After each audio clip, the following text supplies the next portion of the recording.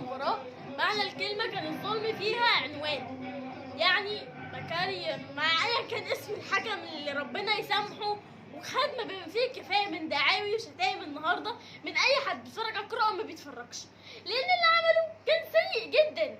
يعني حميد حداد قطع تيشيرت محمد هاني، يدي الانذار لحميد حداد؟ لا، ازاي؟ لازم محمد هاني اللي ياخد الانذار، ازاي تيشيرته يتقطع؟ ازاي؟ بجد حكم بمعنى الكلمه سيء وتحت مقاييس التحكيم. فيفا لو بصت على الحكم ده ثانيه هتبيده من على وش الارض، هتبيده، ان ده بيسوق سمعه كره القدم. ازاي ده حكم؟ بعيدا بقى عن الحكم والظلم اللي حصل، ونبعد عن الوداد اللي كان طول المباراه شماريخ وازاز بتتحدف بعد الهدف، كل ده يعني مفيش اي احترام للعيبه من ناحيه ولا الجمهور ولا لعيبه الوداد. فنسيبنا منهم بقى، هما مركز تاني، احنا اصحاب المركز الاول. بالنسبه للاهلي ما بنتكلمش عن اللي تحتينا، نتكلم عن الاهلي اللي حاول بمعنى الكلمه ان هو يعمل مباراه عاليه جدا. دلوقتي احنا بنشوف تتويج نادي الوداد البيضاوي، هو بيسلم يعني مركز تاني، ما نتكلمش عليه، ده مركز تاني. وطول المباراه كانوا عايزين يبوظوها من تدخلات، من خناقات، ودايما كان مين حاصل على الانذار؟ كان لعيبه الاهلي. طبعا بنشوف ركنيه حلوه قوي من معلول بيقابلها براسيه محمد عبد المنعم وبيسجل هدف. طول المباراه الاهلي كان بيحاول، وحسين الشحات اللي من كتر الظلم، عارف اللي هو لاعب اول مره يتعرض لكم الظلم ده، اول مره يشوف الحكم ده، جري على الحكم وشده من التيشيرت ووقع له السبراي بتاعه.